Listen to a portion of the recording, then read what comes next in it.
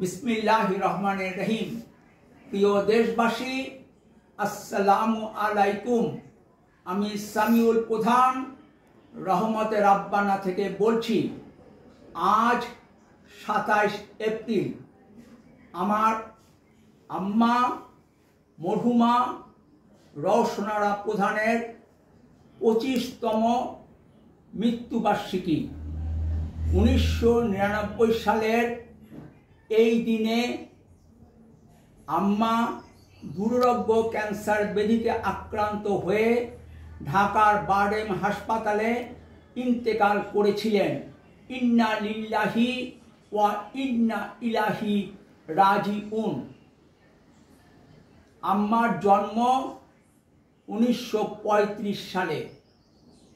আম্মা ঢাকার সরকারি কামরুন্নেসা উচ্চ বালিকা বিদ্যালয়ের ছাত্রী ছিলেন।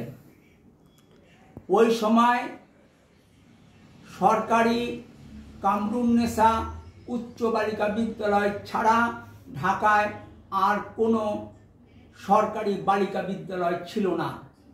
তখন আমার নানা মরহুম পনিরউদ্দিন আহমেদ পার্লামেন্টের সেক্রেটারি ছিলেন। আব্বা আম্মার বিয়ে হয় 1953 সালে। নতুন বউকে তোলা হয় আমার আব্বার আপন চাচা সাবেক এসডিও মরহুম আহমেদ হোসেন প্রধানের ধাপ এলাকার বাড়িতে। 16 বিঘা জমির উপর অবস্থিত এই বাসাটি তখন ধাপের দ্বিতীয় মুসলমান বাড়ি হিসাবে পরিচিত ছিল।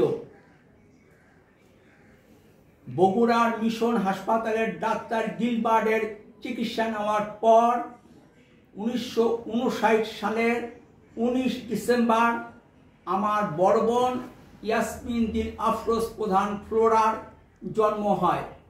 এর 2 বছর 3 মাস পরে 1962 সালের 30 মার্চ আমার জন্ম হয়। এরপর আমার এক বোন ভূমিষ্ঠ হবার পূর্বেই ইন্তেকাল করে। 1972 সালের 11 মার্চ আমার ছোট ভাই আবুল হাসনাত মোহাম্মদ তারিক প্রধানের জন্ম হয়।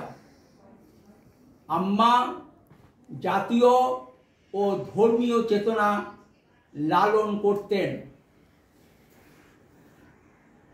1988 সাল থেকে 1991 সাল পর্যন্ত তিনি নীলফামারী জেলা পরিষদের সদস্য ছিলেন। তিনি মৃত্যুর পূর্ব পর্যন্ত রংপুর জেলা মহিলা জাতীয় পার্টির সহ সভানেত্রী ছিলেন।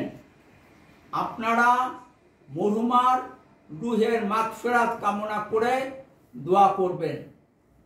ভালো থাকবেন এবং রহমতের রাব্বানায় বেড়াতে আসবেন। ফি আমানিল্লাহ। আল্লাহ হাফেজ।